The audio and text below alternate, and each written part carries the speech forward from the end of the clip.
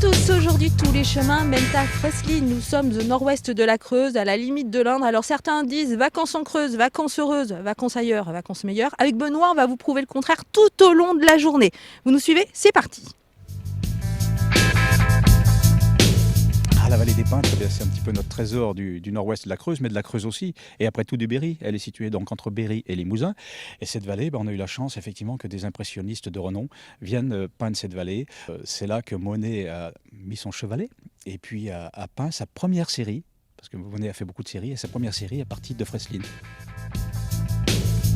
Ici, tout enflamme l'imagination, tout y serre le cœur.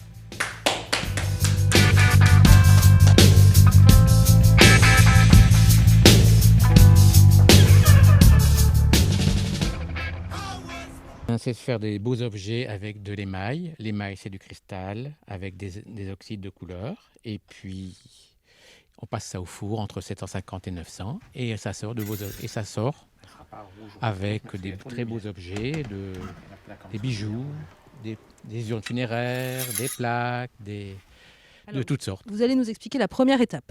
Alors, pour faire du champ... Alors d'abord, je vous arrête, mais il faut ressembler à un extraterrestre comme vous, là, quand on oui, fait... un peu, oui. Ouais. Avec les loupes, ça fait des gros yeux, c'est assez amusant. Alors, première étape.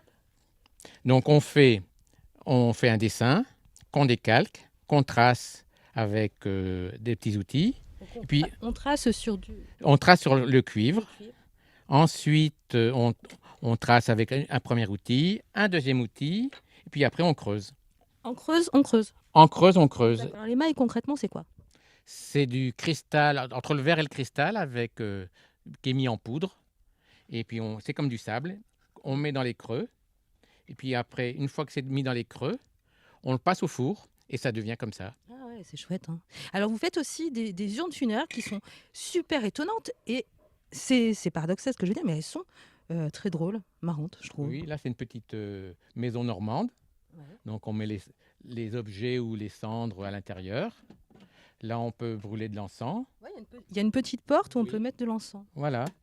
Et puis là, la fumée sort par la cheminée. Alors, celle-ci, là, beaucoup de travail. Oui, alors là, c'est émaillé, gravé, doré à l'or.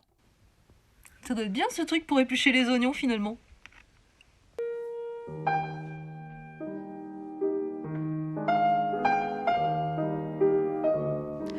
Bonsoir et bienvenue dans l'instant poétique de Tous les chemins mènent à vous. C'est l'instant poétique parce que nous sommes à Fresline dans la Creuse et ici à Fresline, il y avait Maurice Rollinat.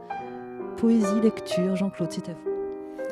Les conseillers municipaux sont tous attablés à l'auberge. Ils n'ont pas figure de cierge sous les grands bords de leur chapeau.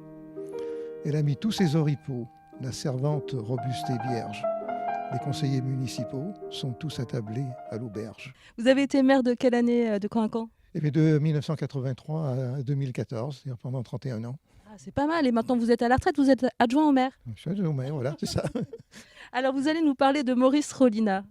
Oui, bien Maurice Rollinat donc, est un poète d'origine berrichonne qui a eu ses heures de gloire à Paris dans les années 1882-1883. Et donc en 1883, il a choisi de quitter Paris définitivement parce que la gloire trop soudaine qu'il avait eue ne lui convenait pas. Et donc il est venu s'installer à Fresline. Il a attiré autour de lui des journalistes, des peintres, des musiciens également, puisque lui aussi mettait des poésies en musique sans d'ailleurs connaître la musique. Nous, on va continuer peut-être un petit peu de poésie, Jean-Claude. Vous avez choisi quelque chose? J'ai choisi À la jeune pintade. À la jeune pintade. Je ne sais pas comment je dois le prendre. J'espère que la visite vous a plu. Nous, on se retrouve plus tard, ailleurs et autrement.